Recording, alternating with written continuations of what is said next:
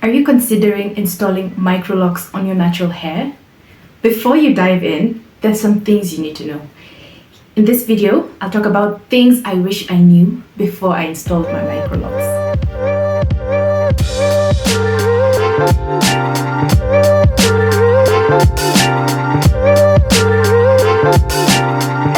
Hi beautiful people, welcome back to my channel. If you're new here, my name is Michelle Carreo, and today I'm coming at you with some real talk about microlocks. From the installation process, to the maintenance, to the unexpected challenges, I got you. So grab your favorite drink, get cozy, and let's dive right in.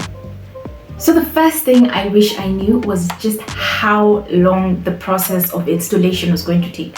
Because I installed these things myself, it took me 6 whole weeks to complete, and it was so gruesome and tiresome. I don't think I'd do it again if I had to. But you know, seeing how they are now, they're worth it, but at the time they didn't seem to be worth the effort. If you have your microlocks installed by a professional, it should take between 7 to 48 hours depending on 1, the speed of the loctician, and 2, the method of installing your microlocks. Is it braids, is it twists, or is it the interlocking method? For me, I use the interlocking method, and that takes the longest time. 1 strand of hair took about 10 minutes to install, so you can imagine just how long it took. My arms were in pain. I was 6.5 months pregnant with a toddler running around, so you can imagine just how exhausting it was. It was extremely exhausting. The second thing I wish I knew is that my lockspiration was going to disappoint me. What do I mean by this? Of course, before I went down this rabbit hole, I started obsessively stalking people who had microlocks and sisterlocks because I absolutely fell in love with how they looked, and I had a specific look in mind of what I wanted my locks to look like. So I had a Pinterest board of locks that I wanted to have, that I knew this is exactly how my locks would turn out. And when I was actually done, I was disappointed to see that, it's different. That's because your locks are like a fingerprint. They won't look like someone else's. So you need to be able to accept however your locks will turn out, and don't compare your locks to someone else's. Don't compare them to mine. Don't compare them to someone else on YouTube or Instagram or Pinterest, because you're going to be disappointed. You need to embrace your locks the way they will grow coming out of your head. So yeah, that's something I wish I knew, because I was so disappointed, but I got over it, and now I love my locks just the way they are.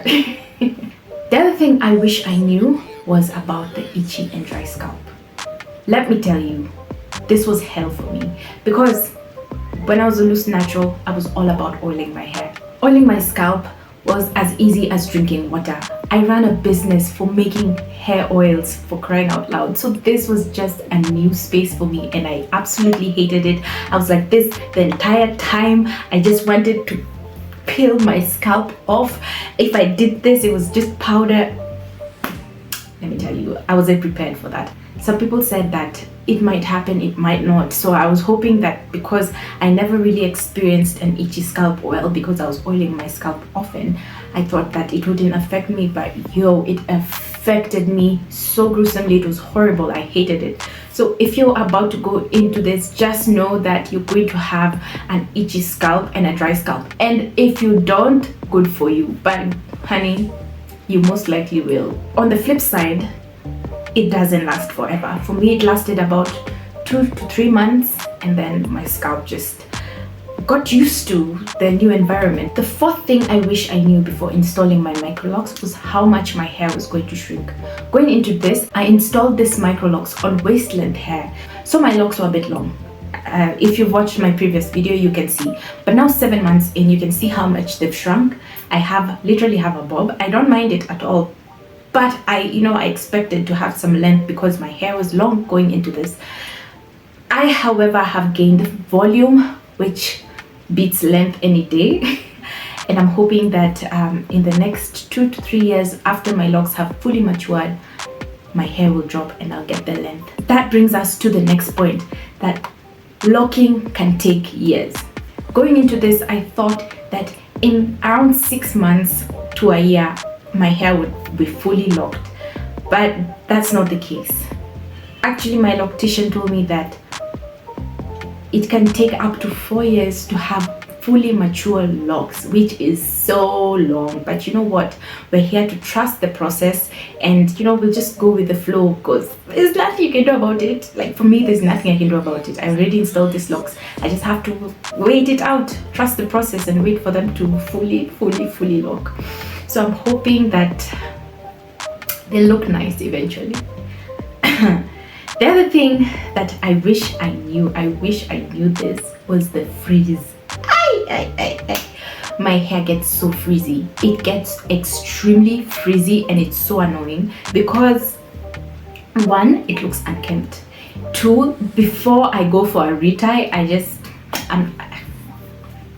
it's not nice, it's not pretty. However, my loctician plugged me with some concoction. I don't know what she mixes, I don't know what she puts in that bottle, but she gave me some concoction that I apply, and it helps tame the frizz a bit. It's still frizzy, but it's not as bad. Just know that you might have frizzy hair before your hair fully matures. The other thing that I did going into this is that I left my ends open. And I left my ends open thinking it will look cute throughout. It looked cute the first few months, don't get me wrong. The ends all looking all curly and all, it looked really nice. But now that my hair is beginning to lock, I'm getting a lot of tangles and knots at my open ends, and it's so annoying because I don't want to always have to keep detangling my hair. I left that with loose natural hair, you know. So with this, I don't want to have to keep detangling my hair. So if I could go back and redo my locks again, I would definitely not leave my ends open. But if that's what you're into and you're willing to put in the work to just keep them tamed and tangle free, you do you, honey. But for me, I feel like that was just a mistake, and I wish I knew better before going into it.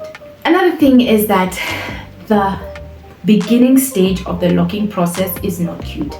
There's this thing called budding, where the ends of your hair start forming tiny little balls. Like, so it's like the beginning of locking, and then you have bunching. I'll try to insert a picture, but right now I can't find a lock that's okay. Here, like this. I don't know if you can see, but like it starts forming a knot at the bottom, and then some will bunch at the top. It's not cute. It's not cute. I initially I was trying to like pick them out, or I cut them where the knots are looking all, you know. Yeah, I didn't know that would happen. That's what happens when you go into microlocks blind. You need to do your research. You need to find out what might happen, what might not. The process of locking, you need to understand all these things instead of going into it and then halfway you realize, oh my god, I don't like how it looks. But don't get me wrong, I love my locks. I really do. Overall, installing microlocks has been a transformative experience for me. While there have been challenges along the way, the confidence and sense of self-expression they've given me have been invaluable. Thank you so much for tuning in to today's videos. If you found this video helpful, don't forget to give it a thumbs up and subscribe to my channel for more content like this. Until next time, stay beautiful. Bye.